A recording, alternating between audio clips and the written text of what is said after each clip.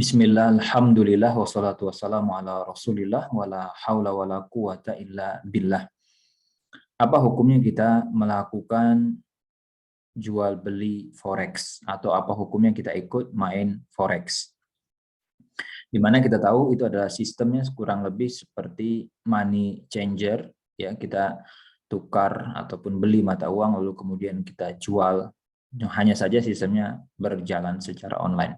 Baik, satu aturan yang kita perlu perhatikan dalam masalah mata uang ini, dalam masalah uang, ya, adalah ketika kita mau tukar atau kita mau beli, kalau memang dia satu jenis, ya, satu jenis itu artinya adalah rupiah dengan rupiah, kemudian dolar dengan dolar, atau mungkin apalagi misalkan euro dengan euro, yaitu ada dua syarat yang harus terpenuhi. Syarat pertama, dilakukan secara yadan biyadin.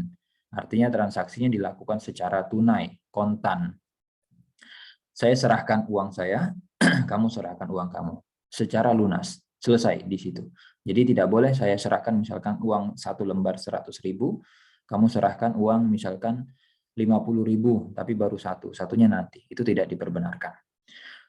Itu syarat satu, kalau dia satu jenis. Syarat yang kedua adalah harus dilakukan dengan nominal yang sama. Ini kalau dia satu jenis. Sehingga saya serahkan 100.000, serahkan uang rupiah juga yang totalnya adalah 100.000. Misalkan 1.000-an 100 lembar, atau uang 2.000-an 50 lembar. Yang penting totalnya 100.000. Tidak boleh kalau saya serahkan 100.000, saya hanya mendapat 98.000. Itu kalau aturannya satu jenis. Bagaimana kalau misalkan mata uangnya beda jenis, rupiah dengan dolar? Maka hanya ada satu syarat yang harus terpenuhi, yaitu harus yadan biyadin. Harus dilakukan secara tunai, kontan, dan tidak boleh ada utang. Di misalkan ya, dolar berapa sekarang? 14.000, ya. Saya mau beli gitu kan, berapa? 10 dolar.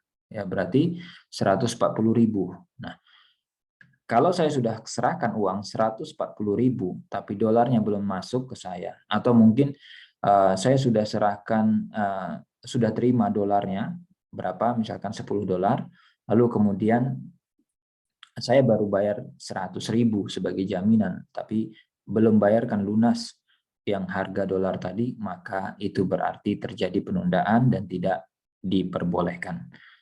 Maka kita tinggal lihat sekarang, ya, apakah dalam transaksi forex tersebut, apakah dalam skema forex itu terjadi atau terpenuhi syarat ini atau tidak. Apakah kemudian ketika kita lakukan akad, ketika kita membeli mata uang lain, kita bayar secara lunas dan uang itu masuk ke kita atau tidak. Atau ketika itu kita hanya bayar sebagian saja, bayar DP saja, lalu kemudian uang itu seakan jadi milik kita, masuk ke rekening kita, lalu kemudian kita jual kembali dan seterusnya. Habis itu nanti di akhir hari ataupun akhir tempo yang sudah ditentukan baru dihitung kembali, maka ini menjadi suatu hal yang bermasalah. Sehingga syarat ini kalau tidak terpenuhi maka berarti transaksi itu menjadi haram.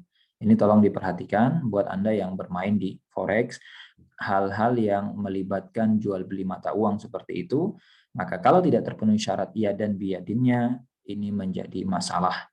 Ini menjadi akad yang diharamkan oleh syariat. Demikian, wallahu alam, semoga bermanfaat dan bisa dipahami.